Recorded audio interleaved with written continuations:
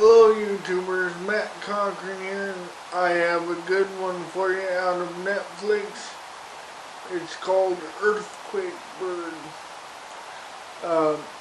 This thrilling mystery suspense stars Alicia Vikander as a Swedish woman living in Japan to outrun her troubled past and start a new life.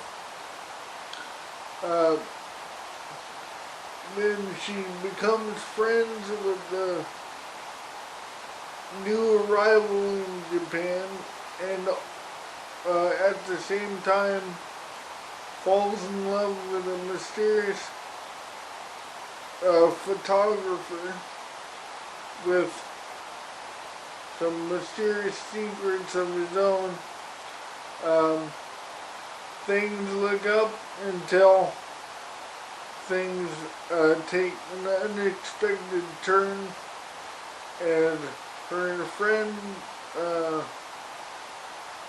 ends up missing and found dead. So now she finds herself in the middle of an investigation which will lead her down a spiraling path of suspense as she discovers a dark secret involving her boyfriend, and which would possibly threaten her own life. This is a great mystery suspense thriller, well acted by everybody. It's shot very beautifully. You can tell they spent a lot of time doing this.